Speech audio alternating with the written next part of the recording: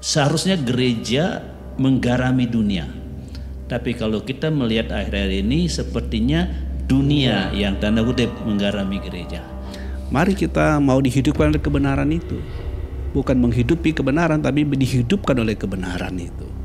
Sehingga kita mau mengubah mindset, mengakui keberadaan kita yang baru berasal dari Allah.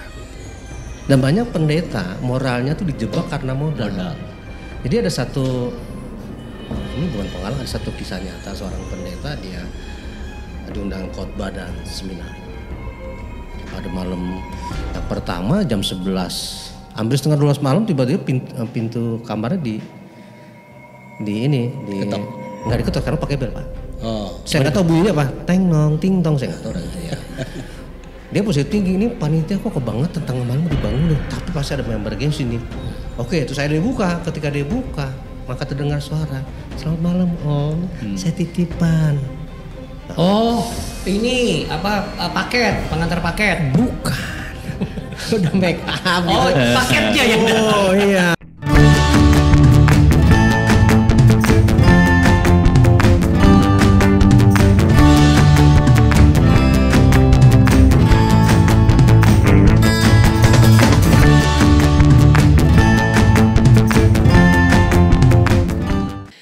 Ya, shalom semua Bapak Ibu sekalian yang terkasih, para pelayan Tuhan yang semakin dipakai Tuhan luar biasa, khususnya Anda semua yang berada di bawah naungan Gereja Bethel Indonesia, terutama Anda di 5 wilayah Jakarta, ya. Di bawah naungan BPD GBD Jakarta, hari ini kita akan membicarakan sesuatu yang menarik, ya, bicara mengenai tentang identitas pelayan Tuhan Gereja Bethel Indonesia. Di mana lagi kalau bukan di ngeteh, ngobrol teologi. Kita beri tepuk tangan yuk sama-sama. Ya, puji Tuhan. Haleluya. Di hadapan saya Bapak Pendeta Inengah Sarjana. Saya dengar informasi dari sebelah Bapak, ya. Kok Petrus maksudnya? Bapak dari kecil sudah sarjana, Pak, ya. Betul. Luar biasa. Begitu lahir sudah sarjana. Gembala Sidang GBI Cibunar yang lokasi di Jakarta Pusat. Jakarta Pusat. Betul. Daerah Dan Roksi. sekaligus juga Ketua Perwil Jakarta Pusat, ya, Pak. Ya, betul. Iya, terima kasih sudah memenuhi undangan di Ngeteh, Pak. Ya, sama-sama Pak Otniel. Iya, puji Tuhan. Sudah bentar tambahin. Sudah menyelesaikan S3-nya. Sudah selesai? Sudah, jadi sudah selamat. juga. Puji Tuhan, puji Tuhan. Iya, Pak Pendeta Petrus Legowo, wakil saya, maaf Pak. Wakil 2 BPD GBD Jakarta, Gembala Sidang GBI Rawajaya. Jakarta Timur. Jakarta Timur. Iya. Ya, tidak lengkap kalau program ini tanpa kehadiran sahabat kita yaitu Bapak Pendeta Bun Mintat, Gembala Sidang GBI Glory United, Kelapa Gading, dan juga Kabid Teologi BPD GBD Jakarta. Shalom semuanya. Shalom, puji Tuhan. Seger banget ya, Bapak seger banget loh. Seger. Kayaknya kayak apa? Kalau kita udah kelihatan siang, ini Bapak nih kayak baru selesai mandi ya. Baru pagi dia. Seger banget. Iya, tema kita ini sebenarnya tema yang harus menjadi pemikiran sebuah urgensi khususnya bagi pelayan Tuhan, terlebih lagi di Gereja Bethel Indonesia. Karena sedang terjadi di mana-mana sebuah gelombang dekadensi moral. Ya, kalau kita bicara dekadensi moral, kita bicara mengenai tidak hanya penyelewengan seksual, tapi juga mungkin penyalahgunaan dana gereja dan lain sebagainya. Tapi yang paling hangat itu adalah 2 hal, yaitu salah satunya adalah penyalahgunaan dana bantuan, dan satunya terakhir itu yang masih jadi keprihatinan kita adalah bagaimana seorang anak pelayan Tuhan dilecehkan oleh salah satu pemuka agama atau pemimpinnya atau gembalanya. Dan saya penasaran dengan Pak Petrus Legowo, ya, sebagai yang sudah lebih dahulu mengecap dan menikmati bagaimana mulai dari pelayanan sampai akhirnya mengajar dan akhirnya sampai sekarang.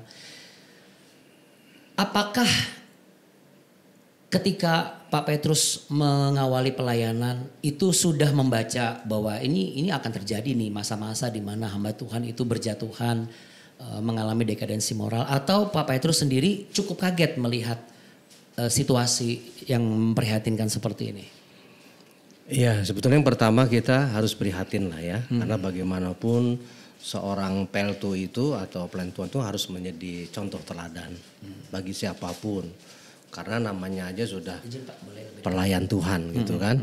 Nah kemudian untuk masalah kasus ini ya sebetulnya kalau bagi saya sih nggak kaget kan dari zaman perjanjian lama sampai perjanjian baru pun itu kan kisah-kisah yang memang juga sering terjadi juga gitu. Itu sebabnya sebetulnya Yesus sudah mengingatkan kalau kita lihat di Alkitab, cuma saya lupa tuh ayatnya bagaimana ketika Yesus sedang bersama Simon Petrus, dia bilang begini, Simon, Simon, lihat iblis sedang menampi kamu, tapi aku berdoa buat kamu. Jadi sebenarnya ada warning juga bahwa bagaimanapun seorang hamba Tuhan dia harus memahami ada satu titik lemah itu bisa membuat dia jatuh, entah di bidang seksual, entah di bidang keuangan.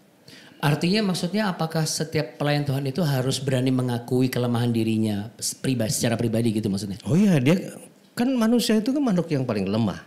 Tetapi jangan mengatasnamakan kelemahan terus hidup di dalam ketidaksempurnaan kan dan kelemahan. Jadi dia harus berusaha, tentu dia harus mengandalkan. Nah disinilah seharusnya bedanya. Ketika seorang hamba Tuhan dia mendapat panggilan, dia kan pasti diperlengkapi. Ya. Banyak belajar kan, tentunya belajar secara formal, tapi juga dia dengan Tuhan gitu kan. Ya, termasuk juga buku-buku yang bisa membekali kita ya, seperti pengajaran dasar, GBI khususnya, tata gereja, pendeta gitu kan. Ya, pedoman pelayanan pendeta itu juga melengkapi sebetulnya. Oke. Tetapi jangan lupa, sebentar. Ya. Titik lemah itu kita akui dan harus kita sadari. Dan ketika kita mengetahui identitas kita bahwa kita punya titik lemah, nah kita minta Tuhan supaya Tuhan menolong kita untuk menutup titik lemah itu. Nah ini yang mungkin kurang disadari dan itu membuat adanya beberapa hamba Tuhan yang jatuh. Oke, sebelum ke sahabat kita Pak Nengah, Pak Bun Mintat, apa benar kita harus mengakui kelemahan kita gitu supaya kita bisa sadar gitu? Ya, sebagai pelayan Tuhan secara khusus. Mungkin ya mengakui, tapi maksudnya mungkin lebih tepat adalah menyadari keterbatasan kita. Dan biasanya kalau masing-masing pribadi bersekata pasti tahu kan kekurangannya di mana gitu. Jadi, kan pada saat dia bertobat dia sudah tahu, dia sudah mengakui kelemahannya di mana. Dia sudah benar-benar berserah dan siap dibentuk gitu loh. Tapi kenapa terjadi dekadensi moral ini? Ya karena pembangunan manusia batinianya, rohaninya yang belum bertumbuh dengan sebagaimana seharusnya gitu. Kalau kita secara jujur memperhatikan apa yang Alkitab katakan, barang siapa menjadi milik Kristus Yesus, ia telah menyelipkan daging dengan segala hal nafsu dan keinginannya. Ya kan, Galatia 5 ayat 24 gitu. Jadi seringkali kebenaran ini ketika kita tidak memiliki iman dari kebenaran ini, baru kita hidup seperti manusia pada umumnya gitu.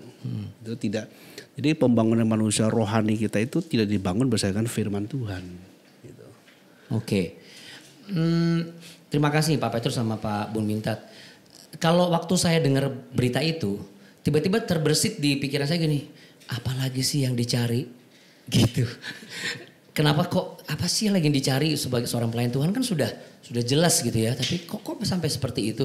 Kalau dari Pak Nengah sendiri pendapat Bapak bagaimana terjadinya hal seperti ini, dekadensi moral, apalagi untuk seorang yang seharusnya mengayomi, membimbing dan melindungi seorang anak gitu ya. Tetapi ini terjadi bukan hanya di lingkungan gereja ya, tetapi di lingkungan di saudara-saudara sepupu kita yang lainnya juga. Artinya secara umum ini sekarang seperti kayak bertubi-tubi gitu, berkelanjutan gitu loh. Kalau dari Pak Nengah melihatnya seperti apa? Kalau saya melihatnya begini Pak, seringkali pelayan-pelayan Tuhan itu mengejar karunia, tidak memperhatikan karakter. Nah yang kita lihat hamba-hamba Tuhan yang jatuh itu rata-rata karunianya hebat. Ya memiliki karunia yang hebat, dipakai oleh Tuhan luar biasa, dipakai oleh Tuhan luar biasa. Dan saya juga ya tahu orang itu karunianya hebat, berkhotbah keren dan sebagainya, juga dipakai Tuhan untuk melakukan mujizat, kesembuhan dan sebagainya. Nah, tetapi lupa bahwa kita sebagai hamba Tuhan itu harus balance antara karunia dan karakter. Nah, karena itu kita juga harus membangun karakter kita. Ya, terutama berbicara tentang karakter ini kan dalam konteks tubuh Kristus kan berarti itu buah roh. Ya kan? Nah, seringkali orang lebih mengejar karunia-karunia. Ya, memang itu penting. Mungkin kalau buah-buah roh kurang bombastis. Iya, sebab kalau kita juga hanya memperhatikan karunia memperhatikan karakter tanpa karunia juga kita menjadi orang Kristen yang biasa saja, yang hamba Tuhan yang kelihatan biasa-biasa saja gitu. Kurang karena kan karunia ini membuat kita menjadi orang yang dikenal dikenal orang, dikenal manusia. Nah, kalau karakter kan membuat kita dikenal Tuhan. Karena itu kan kita tahu ayatnya Matius pasal 7 22-23 ya kan. Bukan setiap orang yang berseru kepadaku Tuhan, Tuhan akan masuk dalam kerajaan Bapa kerajaan surga, tetapi mereka yang melakukan kehendak Bapa. Artinya mereka Tuhan, bukankah aku melakukan mujizat demi namamu, bernubuat demi namamu, mengadakan mujizat, kan ini kan karunia. Tetapi Tuhan bilang aku gak kenal kamu. Nah, ini sangat bahaya. Sebagai pelayan Tuhan itu kita mesti sekali lagi kita mesti balance, mesti seimbang antara karunia itu penting karena itu akan membuat kita sebagai hamba Tuhan yang boleh katakan powerful dalam mengabarkan Injil, dalam menyampaikan firman kita akan powerful. Tetapi juga jangan lupa kita mesti bangun karakter kita. Oke. Pak Bun Mintat, Anda sebagai kabid teologi nih Pak. Hari ini kan puji Tuhan nih GBI banyak banget nih pendeta-pendeta yang masih usia produktif ya kan. Bukan berarti Pak Petrus tidak produktif. Oh, semangat tetap muda. Iya, semangat produktif ya. Karena produktif yang ibaratnya gaya pengabaran Injilnya, berkhotbahnya itu kayaknya berapi-api dan lain sebagainya gitu kan. Betul. Nah, apa yang bisa Bapak Bun Mintat sampaikan sebagai sahabat yang lebih senior lah gitu. Kita bukan bicara mengenai level ya, tapi bicara mengenai pengalaman. Supaya kita juga rindu nih, para pelayan Tuhan khususnya yang di Gereja Bethel Indonesia, ini seperti yang disampaikan oleh Pak Nengah. Ya, bahwa ketika diberikan kekuatan di masa muda sebagai gembala, sebagai pengkhotbah, bukan hanya tentang karunianya yang kelihatan menonjol, tetapi juga karakter Kristusnya itu juga bisa menjadi benteng di dalam pelayanan dia secara personal sehingga tidak jatuh, dan dia bisa sebagai pribadi yang tahu sektor mana yang lemah, dia tidak akan menerobos itu kan maksudnya Pak Petrus kan. Misalnya saya lemah nih kalau kalau ketemu sama wanita cantik, berarti kalau dia menerima jemaat atau orang yang ngobrol sama dia wujudnya ada wanita cantik, dia tidak akan pernah memberikan lampu hijau untuk konseling berdua aja. Mengikutsertakan istri. Ini contohnya misalnya. Ya, gimana Pak? Jadi kembali yang tadi saya katakan, jadi masalahnya kan masalah moral ya, etika. Itu kan sangat ditentukan oleh pengenalan kita akan Tuhan, persekutuan kita dengan Tuhan gitu. Jadi kita boleh memiliki pengetahuan segudang, tapi hanya di kepala saja dan tidak menjadi karakter kita. Firman itu harus menjadi karakter kita kan. Firman itu harus menjadi iman. Orang benar hidup oleh iman, ya kan? Iman itu adalah firman Allah yang menjadi karakter kita gitu. Jadi untuk rekan-rekan yang masih baru atau masih pemula jadi pelayan Tuhan, jadi selain kita mengajar pengenalan, pengetahuan teoritis tentang Tuhan dan kebenaran yang kita miliki dalam Alkitab, mari kita mau dihidupkan oleh kebenaran itu, bukan menghidupi kebenaran, tapi dihidupkan oleh kebenaran itu. Sehingga kita mau mengubah mindset, mengakui keberadaan kita yang baru berasal dari Allah gitu. Harus mengenakan manusia baru itu. Gitu. Kalau tidak, ya manusia jiwanya yang dipengaruhi oleh sensitivitasnya, oleh panca inderanya yang mengendalikan dia. Gitu. Kalau Efesus 4 ayat 1 itu boleh nggak Pak Bun Mintat berikan insight? Identitas kita itu kan sebenarnya ada di situ dikatakan gini Paulus, hiduplah berpadanan dengan panggilan yang telah kamu terima.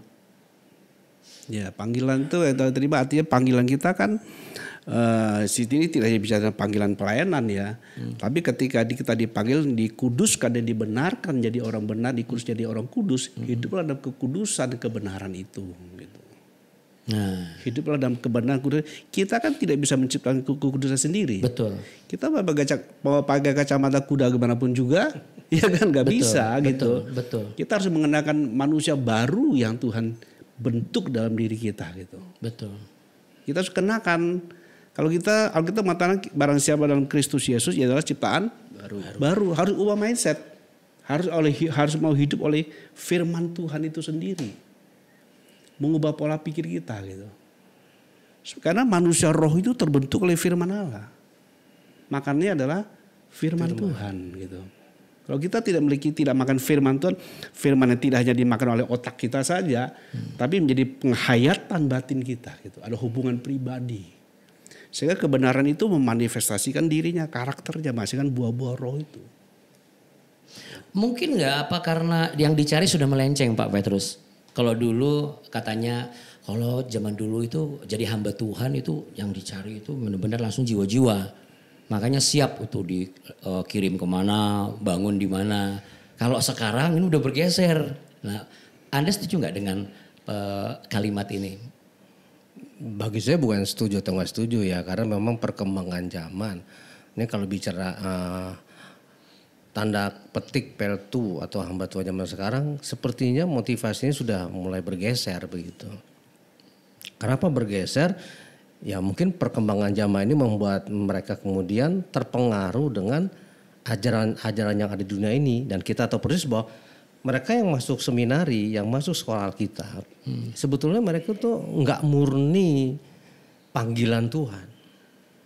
Kenapa Pak Petrus bisa bicara ini dari yang Pak Petrus lihat selama ini, selama tahunan, belasan puluhan tahun? Dari pengalaman yang saya analisa begitu, kebanyakan seperti itu. Mereka ya daripada nggak terima universitas lain. Ya habis, maksudnya pelarian gitu jadi? Bukan panggilan tapi pelarian maksudnya? Atau mereka mencoba? Ada yang pelarian, peluang. ada yang pelarian, ada yang mencoba, tapi lebih banyak mereka karena dipaksa juga gitu kan dengan keadaan misalnya orang tua udah kamu ke sana. Nah itu akhirnya menghasilkan bukan lagi buah baru tapi buah-buah dunia. Ini yang mulai bergeser sehingga ketika mereka masuk Alkitab kemudian melayani, misalnya di bidang musik gitu kan, kadang-kadang sesama teman gitu. Lu di sana dikasih berapa PK-nya? Oh gedean gua, lu ikut gua. Nah itu bisa terpengaruh juga. Bisa jadi. Dekadensi moral ini apakah akan semakin buruk, akan semakin besar atau tidak kalau Pak Neng lihat? Ya bisa. Di area pelayan Tuhan. Ya bisa jadi akan semakin buruk. Tentu karena pengaruh dunia. Nah sekarang kan pengaruh dunia begitu kuat mewarnai kehidupan, juga termasuk kehidupan gereja. Pengaruh-pengaruh dunia itu sekarang sangat kuat. Kalau saya istilahkan sekarang seharusnya gereja menggarami dunia. Tapi kalau kita melihat akhir-akhir ini sepertinya dunia yang tanda kutip menggarami gereja. Artinya apa? Pengaruh-pengaruh dunia ini sudah masuk di dalam gereja. Dan ini kita lihat bagaimana orang misalnya membangun pelayanan bukan tujuannya untuk mencari jiwa, memenangkan jiwa, mempersembahkan jiwa bagi Tuhan, bagi Kristus, tetapi lebih kepada ke arah bisnis misalnya. Ya kan itu kan pengaruh-pengaruh dunia sudah mempengaruhi. Jadi gereja itu boleh katakan sebagai sekarang ini sebuah industri lah, jadi atau sebuah bisnis bisa. Kalau kita lihat khususnya misalnya di kota-kota besar, persaingan yang begitu kuat. Bahkan ada seorang hamba Tuhan yang berani berkata, ayo kita bersaing, gitu ya kan? Ayo kita mari kita bersaing. Bukan saya yang mencuri domba, tapi domba Anda mencuri rumput di tempat saya. Karena itu kalian mesti bersaing. Di sini rumputnya hijau, Anda harus disiapkan khotbah sedemikian rupa. Nah ini kan jadi gereja bukan lagi sebagai mitra, satu dengan yang lain, ya kan, sebagai mitra dan bersinergi untuk bersama-sama membangun kerajaan Allah, kerajaan Tuhan. Tapi ini sudah menjadi sebuah persaingan, kompetitor. Nah, jadi kompetitor, dan di situ ada unsur modal. Siapa yang punya modal yang besar, ya itu akan menggilas gereja-gereja yang tidak punya modal, tanda kutip, artinya di situ tidak ada donatur, tidak apa. Makanya begitu. moral tidak menjadi hal yang sebuah urgensinya beda ya, bukan moral lagi tapi modal sekarang. Bukan moral lagi. Moral itu udah dianggap usang lah sekarang. Bagaimana saya bisa gereja saya, bagaimana saya bisa meraup keuntungan sebesar-besarnya. Tapi padahal itu tema seperti Galatia 10, apa yang kau cari sebenarnya? Kita harus ngomong, kalau apa yang kau cari berkenan kepada manusia, aku bukan hamba Kristus. Ya. Itu sering dikumandangkan loh.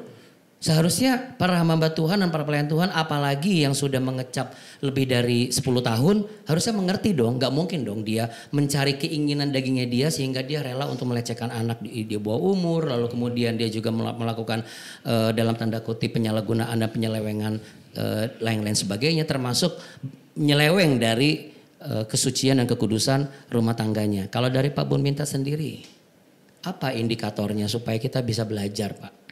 Paling tidak, semua hamba Tuhan pasti punya saat teduh sendiri. Pasti punya bahkan mungkin tim teologi sendiri. Tapi menurut Pak Bun Mintat, ada gak sih yang dijadikan sebagai indikator? Supaya itu benar-benar jadi alarm. Kalau Pak Petrus bilang tuh, ini harus ada alarmnya ini gitu. Makanya buku tata gereja harus ada. Enggak, ini bicaranya apa? Bicaranya moral atau bicara moral. Tapi saya kembalikan moral. Sebelum Pak Bun ini saya nambahin. Boleh. Mungkin Pak Bun udah akan lebih juga. Modal dan moral itu sebenarnya bisa kerjasama. Seharusnya. Dengan modal, orang menjebak moral. Dan banyak pendeta moralnya tuh dijebak karena modal. Jadi ada satu, ini bukan pengalaman, ada satu kisah nyata seorang pendeta, dia diundang khotbah dan seminar di luar kota. Kalau saya sebutin namanya semua pasti kenal. Nah tiba-tiba pas, kalau nggak salah 3 hari 2 malam. Nah pada malam yang pertama jam 11, hampir setengah 12 malam, tiba-tiba pintu kamarnya nggak diketok karena pakai bel, Pak. Saya nggak tahu bunyinya apa, teng nong ting tong, saya nggak tahu gitu ya. Dia positif tinggi, ini panitia kok kebangetan tengah malam dibangun deh, tapi pasti ada emergency nih. Oke, itu saya dibuka. Ketika dia buka, maka terdengar suara, selamat malam Om, saya titipan. Ini apa, paket, pengantar paket? Bukan. Udah make up. Paketnya ya. Iya. Terus dan bersyukur hamba Tuhan ini memang punya karakter itu kan. Memang kita karunia boleh, karakter juga harus kan. Karakter harus lebih dominan daripada karunia. Dia bilang, Anda salah kamar, langsung ditutup. Andai kata dia nggak punya karakter seperti itu. Oh iya silakan masuk. Nah, jadilah. Iya. Jadi apalagi, bisa juga ini karena modal. Maaf ya, ini modal dari betul. Mudah-mudahan nggak terjadi Pak Bun di antara kita. Pendeta lain menjebak supaya ini jatuh, hancur dia. Itu. Jadi ada hubungannya juga sebetulnya. Oke, itu aja mungkin tambahan dari saya. Harus hati-hati juga. Iya, makanya juga kita juga dalam menafikan firman Tuhan juga harus hati-hati ya. Mentang-mentang kita lemah, langsung kita ngomong, wah ini kuasa Tuhan akan menyempurnakan saya. Nah ini bahaya itu. Makanya benar, saya sekarang dengan si moral secara individu. Ada si indikatornya apa? 1, 2 ini menjadi indikator lah Pak. Indikator apa pertumbuhan itu untuk menjaga supaya dia itu tidak, sekali lagi itu kan moral kita itu adalah tampilan apa yang ada di dalam. Ya, moral itu dilihat orang itu, karakter kita kan. Tapi kan di dalamnya di luar itu bisa dibentuk loh senyumnya seperti makanya itu betul bisa tapi yang biasanya itu kan tampilan di luar itu kan apa yang ada di dalam. Gitu. Walaupun di luar itu orang bisa poles-poles, bisa poles. Tapi yang ada di dalam itu, karena dari dalam hati muncul apa kata Tuhan? Segala yang jahat kan? Pembunuhan, perzinahan, percabulan, dari mana? Dari dalam hati. Dari dalam hati, gitu. Jadi masalah moral ini adalah masalah pertumbuhan kerohanian kita gitu. Nah, pertumbuhan kerohanian ini kan kita tidak cukup hanya memiliki pengetahuan firman Tuhan seperti saya katakan, kita harus memiliki sebuah hubungan yang real dengan Tuhan gitu. Sehingga rasa takut akan Tuhan itu ada. Berarti ini catatan penting untuk setiap kita pelayan Tuhan. Kalau sudah merasa aku punya kok saat teduh berhubungan intim dengan Tuhan, tadi ada satu kalimat yang real. Jangan-jangan itu belum real ya Pak ya. Jadi hubungan pribadi itu ada perjumpaan gitu. Ada perjumpaan yang membuat rasa gentar kita, takut kita kepada Tuhan gitu loh. Iya. Gitu. Bukan aku sudah doa sekuat A, B, C, D, amin, tutup selesai ya kan. Gitu. Kan kita berdoa kan kita ada persekutuan, kita diisi oleh Tuhan. Tidak hanya melapor kan. Tidak hanya melapor. Tapi kita mau ada persekutuan supaya kita betul-betul dikuatkan, dibangun, ada introspeksi diri kita sendiri, ada penghayatan firman Tuhan gitu. Selain menolak konseling secara pribadi antara wanita dengan pria gitu, ada pengalaman apa lagi Pak Petrus yang bisa dibagikan gitu loh, untuk tindakan pencegahan secara sisi manusianya sebagai pelayan Tuhan? Kalau tadi konteksnya anak sebetulnya tentang dekade kan bukan hanya di kalangan anak ya, kan juga terjadi di kalangan orang-orang dewasa juga sebetulnya. Nah kalau misalnya di kalangan anak youth remaja, ya setidaknya seharusnya si anak itu didampingi oleh orang tuanya ketika konseling. Atau hamba Tuhan itu didampingi oleh istrinya. Bagaimana kalau belum menikah? Nah setidaknya dia ajak juga salah satu penatua atau majelis. Salah satu penatua atau majelis. Untuk mendampingi atau dia menyerahkan itu kepada penatua itu yang udah berkeluarga. Tapi setidaknya kalau dia memang menghadapi laki-laki mungkin no problem. Tapi kalau untuk yang wanita ya dia didampingi oleh penatua atau majelis. Tapi Pak siapa bilang no problem? Justru hari-hari ini banyak yang jadi problem ketika menghadapi laki-laki. Laki-laki itu bisa jadi problem laki-laki sekarang. Enggak maksudnya kan kalau dalam dunia ya kan ada indera keenam. Iya. Kan ada koneksi sama Tuhan.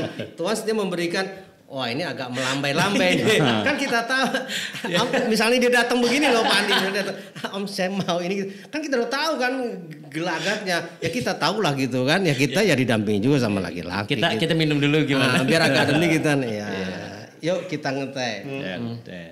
Ngeteh ini penting ya Bapak Ibu. Nggak cuma sekedar secara jasmani kita lebih lega, tapi ngeteh secara rohani itu penting. Jadi kalau Bapak Ibu sudah menyaksikan ini, kalau Anda ingin beri komentar silakan tulis di kolom chat. Anda ingin butuh didoakan silakan secara pribadi silakan hubungi ya. Dan kita rindu, kita bukan membicarakan aib orang lain, tetapi kita rindu ini menjadi sebuah alarm juga sebagai edukasi juga bahwa betul sekali harus ada rasa gentar kepada Tuhan ya, supaya kita tidak mengiyakan ketika angin itu berhembus, betul enggak?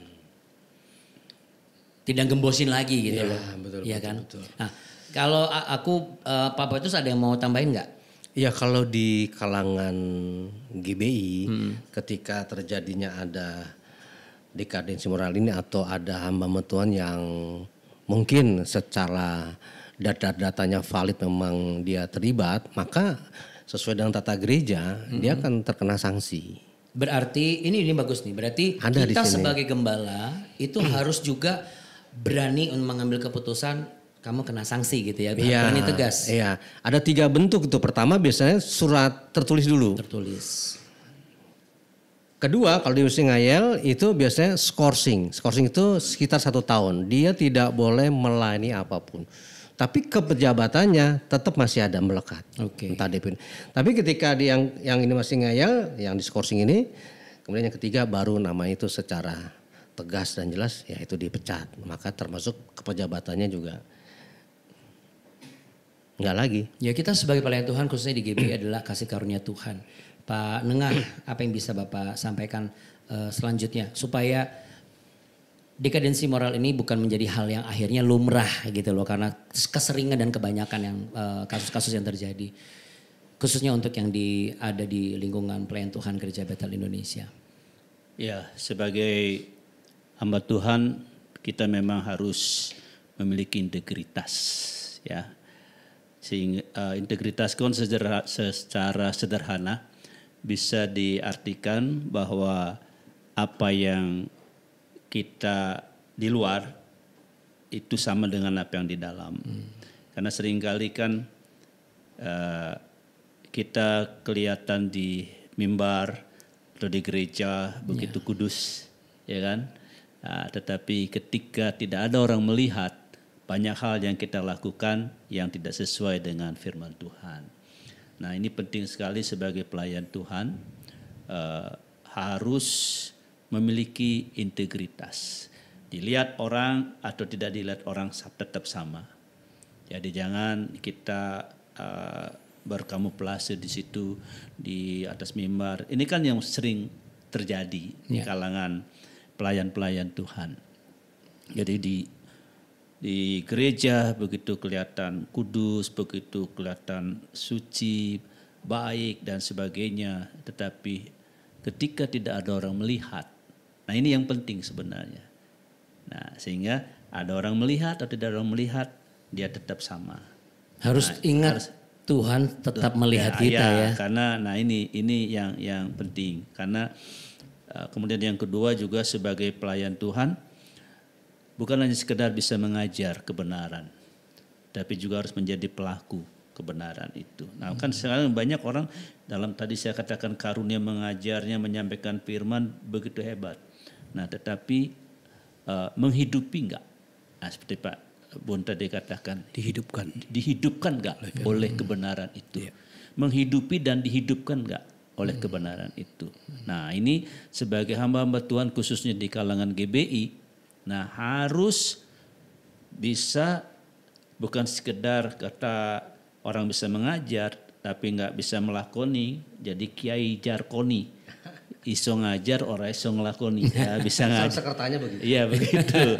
Nah kita sebagai pelayan-pelayan atau hamba-hamba Tuhan di GBI bisa mengajar dengan powerful, tapi juga bisa melakukan apa yang kita ajarkan. Nah itu penting. Ya. Buat kita. Pak Bon Bintat, makasih Pak Nengah. Pak Bon Bintat tolong lengkapi dong Pak Bon Bintat. Baik dari sisi dana teologis atau apa, silakan. Kalau saya perhatikan tapi seperti yang tadi Pak Nengah katakan ya, sebenarnya kejatuhan hamba Tuhan itu dari dalam. Maksudnya kebiasaannya dia tidak ada orang, itu bisa dilihat dari situ.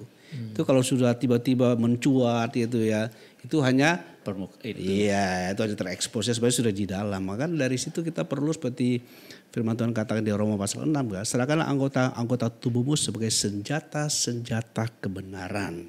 Karena kamu tidak akan dikuasai oleh dosa, karena kamu tidak di bawah hukum Taurat tapi di bawah kasih karunia gitu. Nah, kita harus mau dihidup oleh kebenaran firman itu sendiri. Gitu. Jadi kalau kita hanya memahami firman Tuhan secara teoritis dan tidak memiliki firman itu kan harus dibawa kepada persekutuan kita dengan kita dan dengan Tuhan gitu. Ya.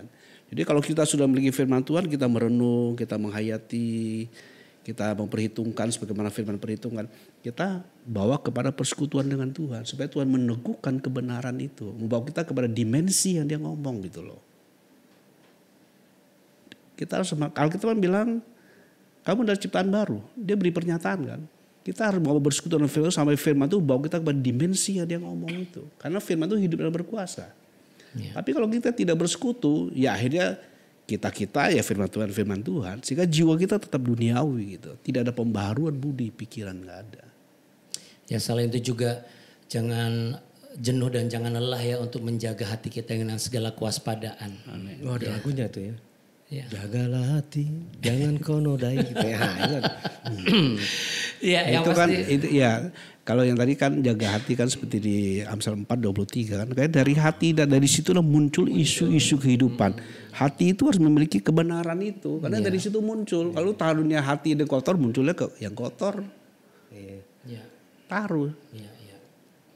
Kita rindu semua pelayan Tuhan di Gereja Bethel Indonesia khususnya yang ada di wilayah Jakarta adalah pelayan-pelayan Tuhan yang benar-benar mengenal panggilan ilahi dalam pelayanannya. Yes, amin. Benar-benar bisa menjadi soko guru dan gambaran firman Tuhan itu sendiri. Dan benar-benar berfungsi sebagai mentor rohani yang membawa setiap umat datang kepada kasih karunia Tuhan. Ya kita rindu sekali itu. Nah tapi saya setuju kalau Pak Petrus, ada nggak dari BPD itu misalnya kayak semacam wadah di mana seseorang itu bisa untuk secara terbuka curhat bahwa ya nih Pak, mungkin setelah menyaksikan ini saya tahu nih, saya setelah menyaksikan ini saya tahu kelemahan saya adalah di sini. Nah, apa yang harus saya lakukan sebagai seorang gembala supaya saya bisa juga mengedukasi yang lain? Itu ada hotline-nya atau harus kemana? Ya memang yang paling utama terutama pasti yang kepada guru yang agung, gembala yang agung itu kan. Tapi kalau dalam wadah GB paling kalau dalam GB paling dalam, ada konseling itu nggak buat pendeta nggak sih Pak? Hamba Tuhan, gembala-gembala ada nggak? Itu biasanya di bidang keluarga ya. Oh, dan keluarga. Okay. Tapi setidaknya dalam pertemuan wilayah, perwil kan pasti kan di sini sesama gembala kan hadir ya. Itu kan juga bisa saling sharing, itu juga bisa terjadi. Tapi kan kadang-kadang kalau gitu ngomong suka agak malu Pak, maunya tapi personal. Enggak, itu kan perkelompokan. Tapi dari situ kemudian kapan kita ngopi berdua nih. Nah, dari situ bisa terjalin komunikasi. Tapi belum ada ya. Tapi itu tidak segampang gini itu. Kali. Karena kan gembala itu kan manusia juga ya. Kadang-kadang kan gini Pak, mungkin hamba-hamba Tuhan, ya pelan-pelan Tuhan atau khususnya di pendeta atau gembala lingkungan GBI, mungkin dia takut bercerita kepada sesama, bukan sesama, pimpinan kan. Kalau sesama kan kadang-kadang misalnya gini ya. Nah, takutnya itu nanti dijadikan senjata. Kamu telah jatuh berdosa, kena pasal sekian dari tata gereja. Iya, langsung diberhentiin 1 tahun ya. Maksudnya ember, jadi ember. Iya. Itu mesti bisa saja itu terjadi. Iya, kan kita faktor manusia. Maksudnya dia cerita supaya dapat pertolongan secara rohani. Betul. Bagaimana dia dipulihkan dan sebagainya, tahu-taunya kena pasal. Nah, ini hati-hati ini. Kan pendeta juga manusia. Ada lagunya, pendeta juga manusia. Aku mancing langsung diambil. Enggak, maksudnya gini, makanya tadi saya bilang dari pertemuan wilayah itu kita berdua, kita punya perlu kita sharing, kita ngopi berdua di mana, terserah mau disentuh. Kadang-kadang kan begini Pak. Enak kalau berdua yang kadang-kadang kan orang senang atau lebih mantap kalau berbicara dengan atasannya, dengan pimpinannya, ya kan.